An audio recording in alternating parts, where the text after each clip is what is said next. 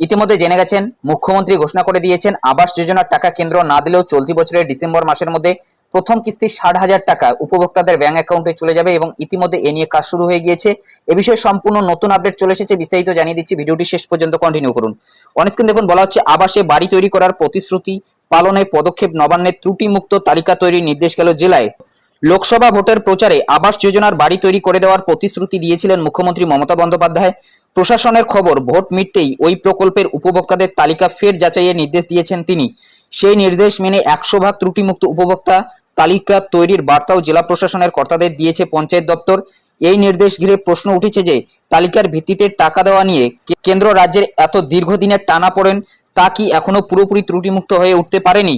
যদিও পঞ্চায়েত মন্ত্রী প্রদীপ মজুমদার বলেন, আমাদের উদ্দেশ্য ভালো, স্বচ্ছতার সঙ্গে সমঝোতা আমরা করি না, একটা ভুল বেরোলেও তা শোরগোল পড়তে পারে, তাই 100% খাঁটি তালিকার উপর জোর দেওয়া হচ্ছে। বস্তুত এই প্রকল্পে 11 লক্ষ উপভোক্তা ধরলে রাজ্য সরকারকেই 13,200 কোটি টাকা, মাথাপিছু 1,20,000 টাকার হিসেবে খরচ করতে হবে। টানাটানির সংসারে যা খুবই কঠিন। তবে মন্ত্রী আধিকারিকদের অনেকের মতে তৃতীয় এনডিএ সরকার অনেকটাই শরিক নির্ভর। কেন্দ্রীয় গ্রাম উন্নয়ন মন্ত্রকের দায়িত্বে অনমনীয় মন্ত্রী গিরিরাজ সিংহ বা প্রতিমন্ত্রী সাধ্বী নিরঞ্জনও নেই, তাই নতুন মন্ত্রী শিবরাজ সিং চৌহানের থেকে ইতিবাচক পদক্ষেপের আশা করছে রাজ্য প্রশাসনের একাংশের মতে। সম্পূর্ণ ত্রুটিহীন তালিকা কেন্দ্রের সামনে তুলে ধরে বরাদ্দ নিশ্চিত করার লক্ষ্যেই জেলা প্রশাসনের চাপ বাড়াচ্ছে নবান্ন। প্রসঙ্গত দ্বিতীয় এনডিএ সরকারের প্রায় অর্ধেক সময় প্রধানমন্ত্রী আবাস যোজনার বরাদ্দ বন্ধ ছিল। 2018 সালে যে আবাস প্লাস প্রকল্পের দ্বিতীয় পর্যায়ে শুরু হয়েছিল তা শেষ হওয়ার কথা ছিল 2022 সালে। রাজ্যের দাবি প্রকল্পের অগ্রাধিকার তালিকায় 33 লক্ষের নাম থাকলেও প্রয়োজনের নিরিখে 11,36,000 উপভোক্তাকে সর্বোচ্চ অগ্রাধিকারের পর্যায়ে রাখা হয়েছিল। তার মধ্যে 34,000-এর নিজস্ব জমি না থাকায় 11,02,000 উপভোক্তাকেই অনুমোদন দেয় কেন্দ্র। এদিকে বাজেটের তথ্য অনুযায়ী চলতি আর্থিক বছরে 2024-25 রাজ্যের আয়ের সম্ভাবনা 3,36,114 কোটি টাকা, খরচ হতে পারে 3,36,116 কোটি টাকা, অর্থাৎ আয়ের তুলনায় ব্যয় হবে 2 কোটি টাকা বেশি।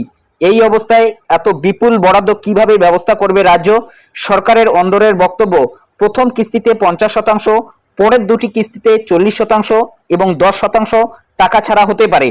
কিন্তু তাও এই আর্থিক বছরের প্রথম কিস্তিতে 60,000 টাকা দিতে হলে খরচ অতিরিক্ত হবে 6,600 কোটি টাকা। তবে সংস্থান নিয়েও প্রশ্ন উঠছে।